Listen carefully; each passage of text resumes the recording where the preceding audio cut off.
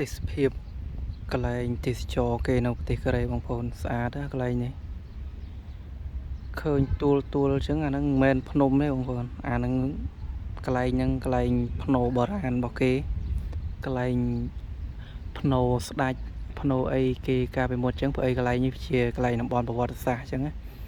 ហើយដល់ពេលអញ្ចឹងគេអភិរក្សគេអីអញ្ចឹងហើយឃើញទួលធំដូចភ្នំអញ្ចឹងអាហ្នឹងគឺមិនមែនភ្នំសិតតកន្លែងភ្នោបុរាណរបស់គេហើយកន្លែងស្អាតណាស្មៅឡើងខៀវខ្ចីមានកន្លែងដើរលេងកន្លែងកម្សាន្តអីចឹងសិតតភ្នោ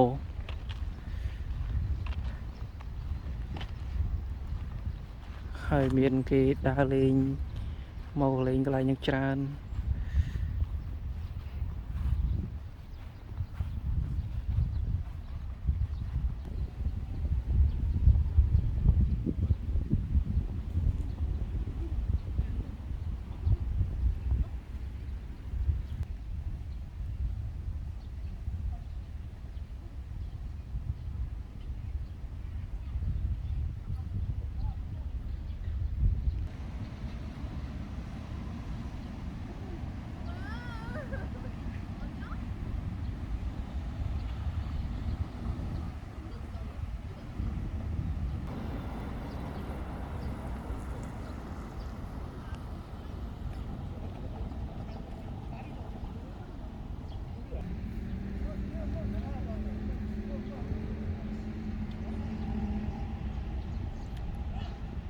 តំបន់នេះស្អាតបងប្អូនណា